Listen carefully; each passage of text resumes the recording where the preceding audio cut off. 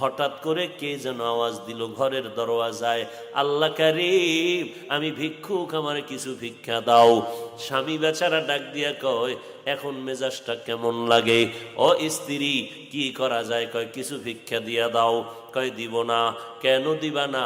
আমার আব্বাকে দেখছি কোনোদিন সাইল রে ফিরাইয়া দেয় নাই।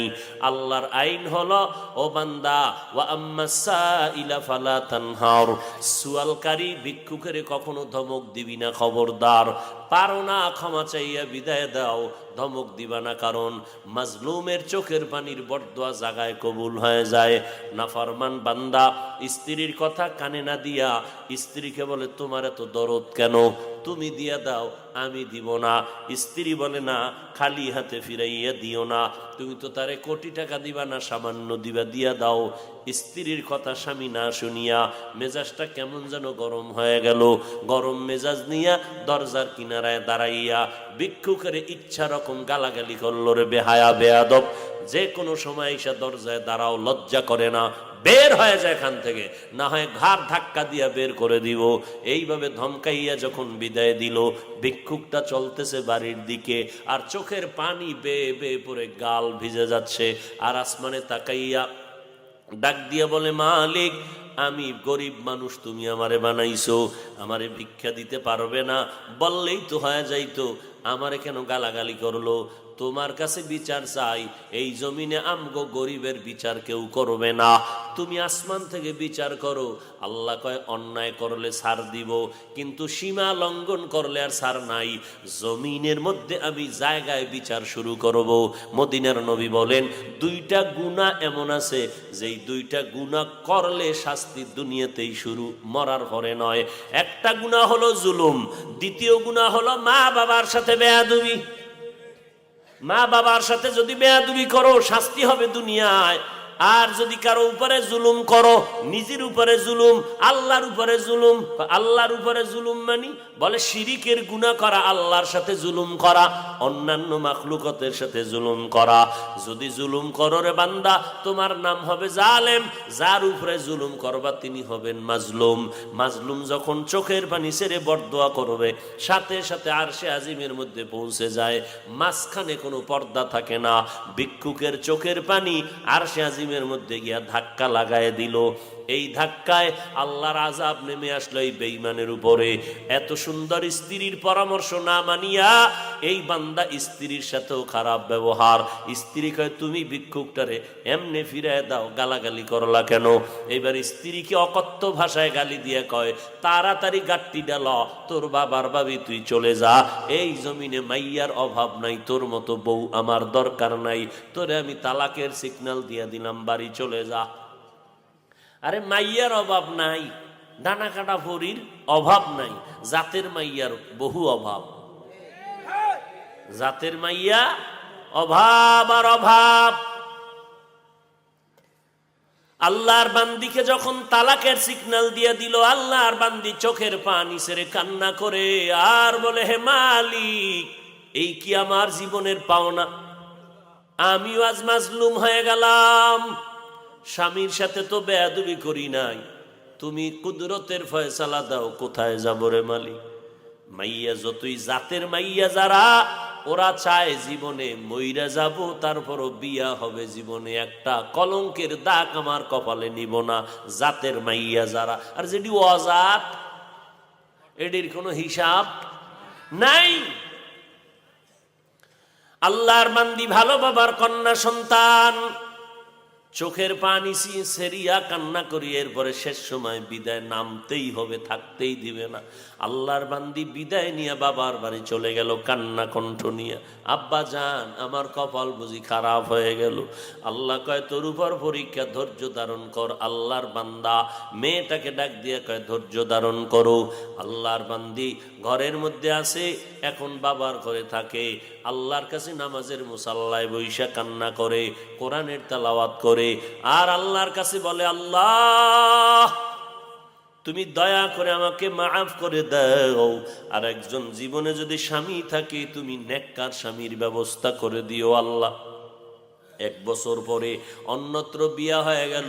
এবার স্বামীটা পাইল খুব ভালো, ভালো স্বামী পাইয়া সুন্দর জীবনের ফুলের বাগানের সংসার চলতেছে। একদিনের ঘটনা ঘটতে লাগলো, ঠিক ওই ভিক্ষুকের ওই জালেমের বাড়ি বসে যেমন কথা বলতেছিল, দুপুরবেলা স্বামী আর স্ত্রী খানা খাইয়া মধুর আলাপে ব্যস্ত ছিল। হঠাৎ আগের মতোই দেখে বাড়ির দরজায় একজন ভিক্ষুক আইসা ডাক দিয়ে কয়, আল্লাহ কারীম, আমারে ভিক্ষা দাও, আমারে ভিক্ষা দাও। আমার স্ত্রী ডাক দিয়া কয়, কথাটা শুই না। আমি আমার স্বামীকে বলতে বলতে যাবো, এর মধ্যে দেখি স্বামী কয়, বিবি কথা বন্ধ করে দাও, আমার ঘরে ভিক্ষুক আসে নাই, আল্লাহ পাকের একজন মেহমান এসে দাঁড়ায় গেছে, একটু সময় দেও, আমি মেহমানদের মেহমানদারি করাই। দরজাটা খুলিয়া ডাক দিয়া কয়, চাচা, বুড়া মানুষ আসেন, এই দুপুর বেলার টাইম গড়াইয়া গেল, খানা খেয়েছেন? বলে না, বসেন ঘরের মধ্যে বসাইয়া, সামনের দরজা দিয়া খুলিয়া বসাইয়া। এবার স্ত্রীকে কয়, বিবি খানা দানা যা আছে দাও, খানা খায় না নাকি? আজকেও খায় নাই। বলে 3 দিন পর্যন্ত এই ভিক্ষুকটা না খাইয়া কাঁদতেছে, এবার যা পারো দাও। ঘরের থেকে খানা দিলাম, খানা দিয়া ভিক্ষুকটার সামনে বসে বসে খাইতেছে। আল্লাহর বান্দি হঠাৎ করিয়া অজান্তে পর্দার আড়াল থেকে একটা নজর ভিক্ষুকের দিকে পড়ে গেল। স্ত্রী একটা নজর তাকাইয়া দেখিয়া ঘরের ভিতরে গিয়া এবার চোখের সামনে কাপড় দিয়া কান্না করে, মালিক তোমার কুদরত দেখিয়া ভয় পেয়ে গেলাম। স্বামী বেচারা ডাক দিয়া কয়, বিবি আমার, তোমার খেদমতে ত্রুটি কয় না, আমার কোনো কথায় তুমি কষ্ট পেয়েছো না, তো কেন কান্না করো? বলে, ভিক্ষুকের দেইখা মাওলার কুদরতের ভাব আইসে গেছে, কান্না করি। বলে, কিসের কুদরত? ভিক্ষুক আসা তো কোনো কঠিন কিছু না, কি কুদরত?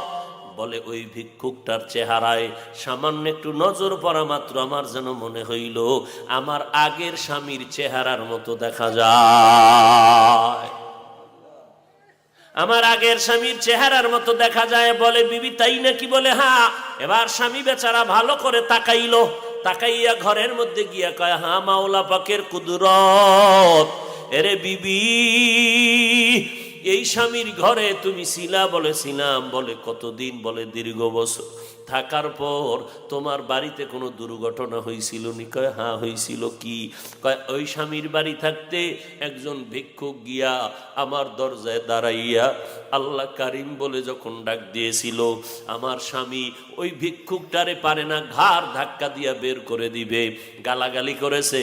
আমি স্বামীকে বাধা দেওয়াতে স্বামী আমার সাথে খারাপ আচরণ করিয়া তালাকের আওয়াজ দিয়ে আমাকে ঘর থেকে নামাইয়া দিছে। স্বামী বেচারা কয়, আল্লাহ পাকের কুদরত বড় কঠিন, তোমার মতো একটা নেককারিনী স্ত্রী পাইয়া ওই বেঈমানের জালেম ধইরা রাখতে পারে নাই। ওই জালেম তোমার সাথে জুলুম করলো, ভিক্ষুকের সাথে জুলুম করলো।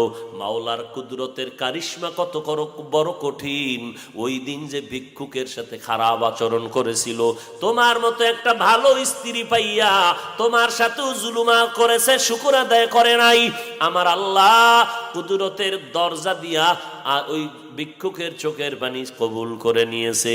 আল্লাহ তাআলা তোমার স্বামীর ঘরে গিয়া হালকা একটু চাউল পাইতো, ডাল পাইতো, এটা দেয় নাই। কিন্তু আমার মাওলার কাছে চাইলে কি না পাওয়া যায়।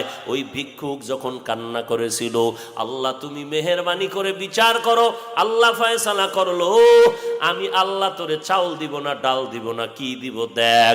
এ স্বামী, ও বিবি, তুমি জানো না ওই দিন তোমার ওই জালেম স্বামীর ঘরে যেই ভিক্ষুক দরজায় দাঁড়াইয়া চোখের পানি ছেড়ে ভিক্ষা চেয়েছিল, আর ওই জালেম ঘাড় ধাক্কা দেওয়ার মতো গালাগালি করে বিদায় দিয়েছিল, ওই দিনের ভিক্ষুক অন্য কোনো পুরুষ নয়, ওই দিনের ভিক্ষুক ছিলাম আজকের তোমার আমি স্বামী।